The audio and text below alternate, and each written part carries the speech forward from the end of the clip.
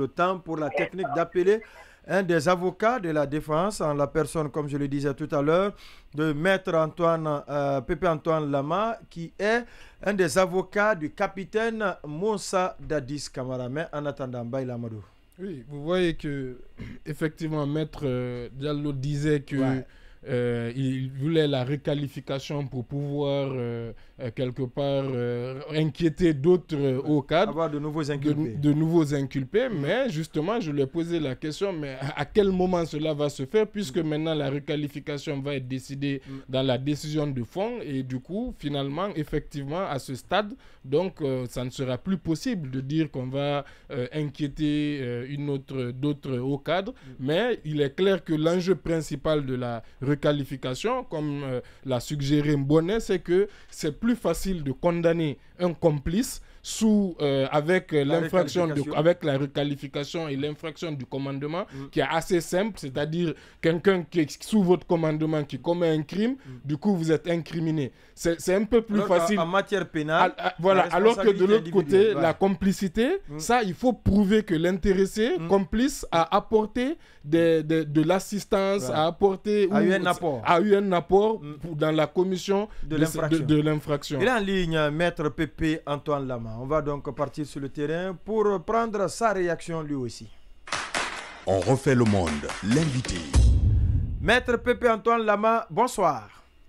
Bonsoir à vous, bonsoir à vos collègues, bonsoir à vos nombreux auditeurs. Thierno Amadou, question. Alors vous avez, je ne sais pas si vous avez écouté votre confrère qui est passé tout à l'heure sur nos antennes.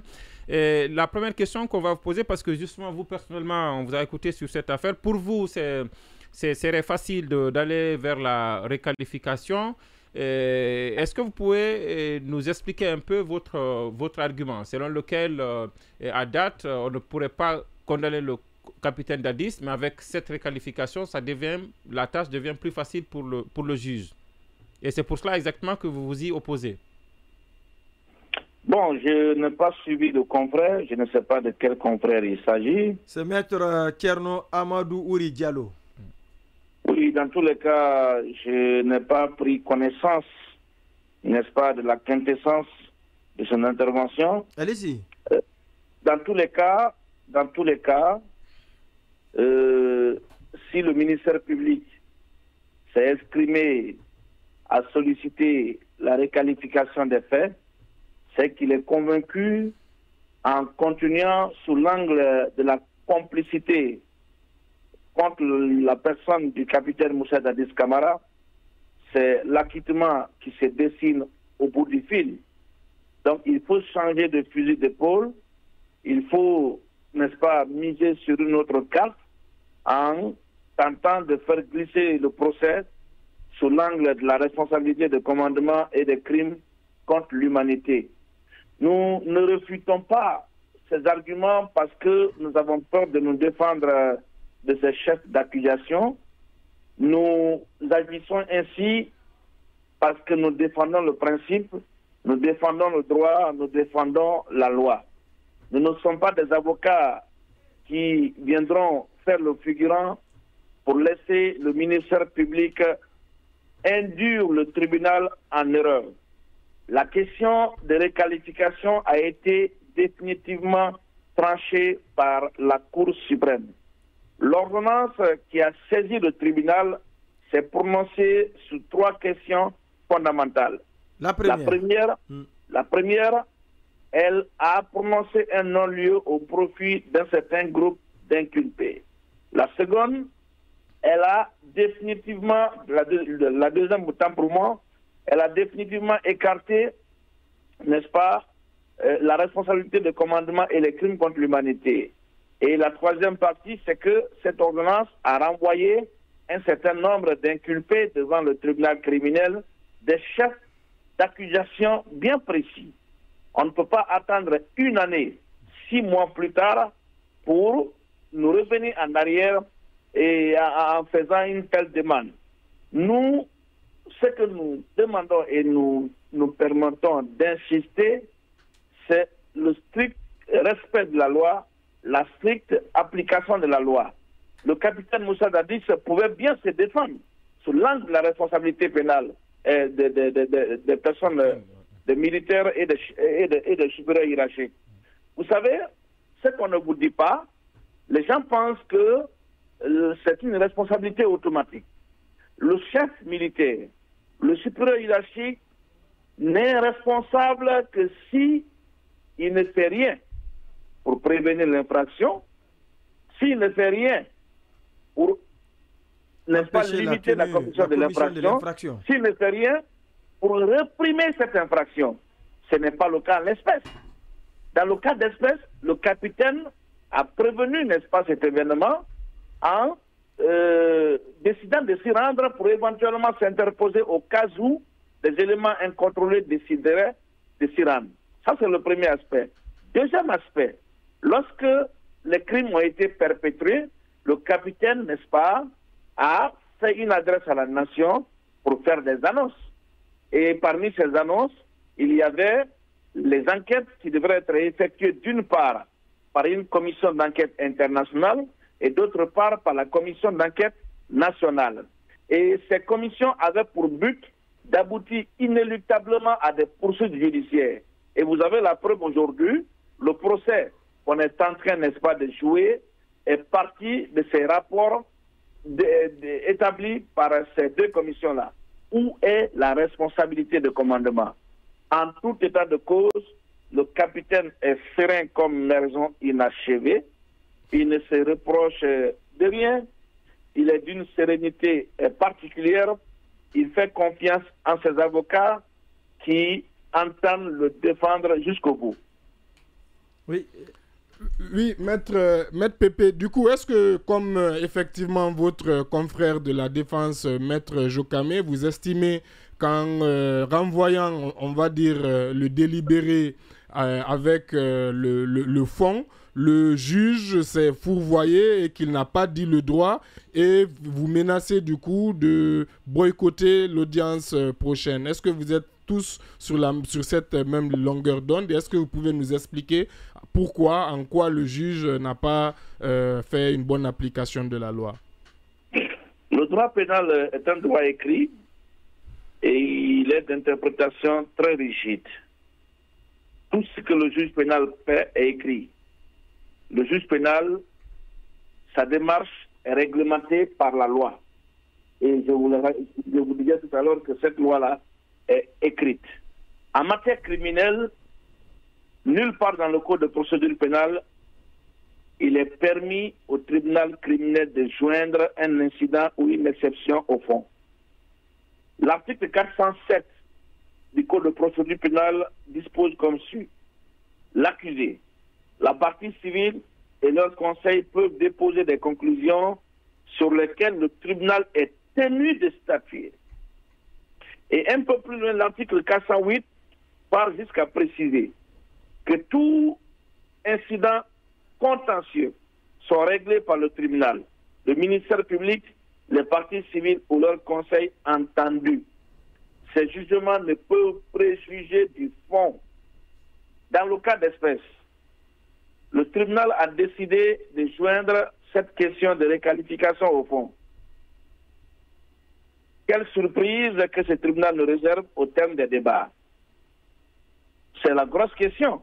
Le tribunal avait le choix entre rejeter ou déclarer irrecevable la demande de réqualification formulée par le parquet, d'une part, ou accueillir simplement, et comme ça, la défense allait aviser et tirer toutes les conséquences de droit.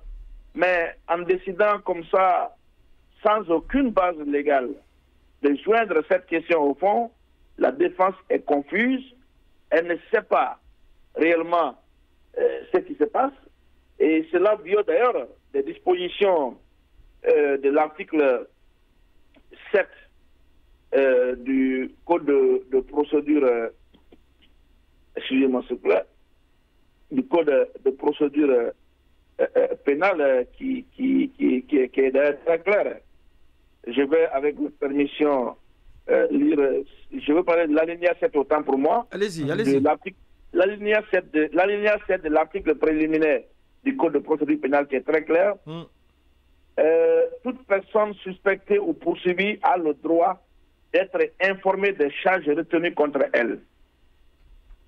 À l'heure où nous vous parlons, avec cette décision du tribunal criminel, on ne sait pas réellement si ils sont jugés pour crime contre l'humanité ou responsabilité de commandement, ou pour les faits objet de l'ordonnance de renvoi. C'est une violation manifeste des droits de la défense. Le tribunal doit sortir de cette confusion pour clarifier sa décision, afin que toutes les parties soient nettement situées. Oui. La toute dernière question. Oui, donc du coup, au final, quelle sera votre attitude Est-ce que vous allez du coup boycotter, comme l'a laissé entendre certains d'entre vous, la prochaine audience, ou est-ce que vous pouvez Quelle sera la conduite à tenir? Voilà, est-ce qu'il y a un recours possible contre cette décision du tribunal? Il y a des recours, il y a des voies de droit que nous sommes en train d'exploiter pour le succès des intérêts de nos clients. Maintenant, la question, est-ce que vous allez boycotter ou pas la prochaine audience? En tout cas, la défense du président Moussa Dadis Camara, et je pense que c'est même la défense unanime, tous les accusés confondus, nous ne serons pas présents à l'audience du 25 mars 2024. Et quel sera l'impact de votre absence? Bon, écoutez, c'est au tribunal de tirer les conséquences. Merci à vous, Maître Pépé Antoine Lama, d'être passé dans cette émission. C'est moi qui vous remercie. Il est déjà 18h passées de 21 minutes. Plus que 4 minutes nous séparent de la fin de l'émission. Oui, Kéron, vous avez levé le doigt. Allez-y. Ah oui, non, j'avais levé le doigt, c'était pour poser la question à Maître. Ah non, c'était plus possible là. Oui, je vois. Vous donnez transformez votre question en commentaire. En chronique. En commentaire, oui, exactement. Si toi, tu n'as pas de... non, si c'est pas à toi de proclamer ça, c'est à moi de dire avancer très rapidement. C'est pas à toi de proclamer ça. C'est son côté modérateur. Voilà, exactement. Non, non mais dans le journalisme, c'est seulement ce qui me reste maintenant, être là où Condé est. Et ça aussi, c'est à lui qu'incombe ce rôle de m'apprendre ce qu'il fait là. Mais ce que je veux dire, c'est que... c'est la place du chef maintenant que tu... Non, ce n'est pas la place du chef. Non, c'est vrai. Mais le chef prend acte. Le chef prend acte. Mais vous n'êtes pas quand même en train de regarder le film Le Crocodile de Bochwanga. Mais ce que je suis en train de dire, je dis une fois encore, ce que j'avais voulu demander à Maître, c'est de savoir quand même le moral de capitaine Moussa Dadis Camara. Oui, mais il l'a dit, hein. Il a dit peut-être que moi, ça me sagrine un peu de voir que tout ce ping-pong... Parce que l'une des conséquences directes de tout ça... Qu'il est d'une sérénité comme une maison inachevée. Oui, ça, ce sont les propos de l'avocat. Oui, mais si on lui posait la question, ce sont ces propos aussi qu'on allait prendre en compte. Peut-être qu'on aurait pu obtenir autre chose. Voilà. Donc, ce que je dis, c'est que moi, quand même, du point de vue... Ça, c'est le citoyen qui s'exprime. Et ça me sagrine de voir que des gens ont leur avenir suspendu. Je ne sous-estime pas l'ampleur des crimes qui ont été commis. Si crime il y a, et ça aussi, il faut attendre la décision de justice pour savoir qu'il y a eu crime contre l'humanité ou quelle nature de crime il y a eu, parce que l'affaire est en train de juger. Je ne sous-estime pas ce qui est arrivé le 28 septembre 2009. Mais ça me sagrine de savoir que des gens, comme le capitaine Moussa Dadis Camara, continuent d'être gardés comme ça en prison, alors qu'il aurait pu bénéficier de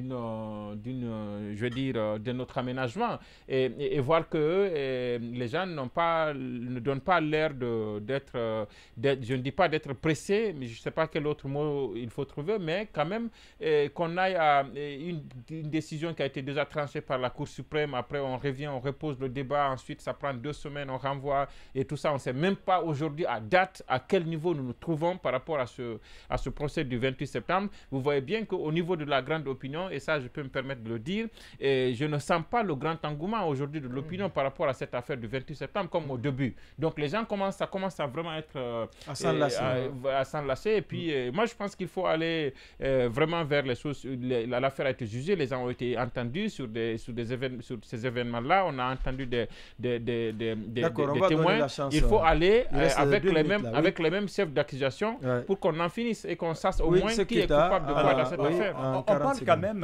On parle quand même d'un événement, on parle de massacre, où on parle de viol des femmes en pleine journée, on parle de plus de 150 morts quand on prend le rapport national, et plus de 100 et quelques morts quand on prend un peu ce qui a été dit par les organisations de défense des droits de l'homme. C'est un dossier qu'il faut gérer avec beaucoup plus de sérénité, pas aller plus vite, mais lentement et sûrement, pas à faire une justice de vainqueur. Il y a des petits détails qui peuvent tout changer. Moi, je n'ai rien contre le fait que les choses aillent doucement parce que ça n'a pas commencé par la Guinée. Mais ce qu'il faut quand même craindre, il ne faudrait pas qu'à la dernière minute, que certaines décisions amènent à douter ou à remettre en cause les décisions finales de tribunal, parce que c'est le plus important. Il y a eu des débats, il y a eu beaucoup de choses, mais si les avocats, à ce stade, décident de bouder l'audience, je crois que ça pourrait véritablement, même dans l'opinion, ça serait comme si c'est un jugement en partie et qu'on n'aurait peut-être pas donné la chance à d'autres de véritablement 10 secondes, défendus. 10 secondes juste pour être honnête, pour vous dire que moi j'ai décroché de ce procès en réalité depuis quelques mois. Ça fait depuis en réalité les restrictions, parce qu'à un moment donné c'était difficile, YouTube et puis sur les médias, et depuis que 2-3 mois, malheureusement, j'ai décroché. Je pense que beaucoup de Guinéens ont aussi décroché. C'est dommage. Et c'est aussi une conséquence de la politique de l'État.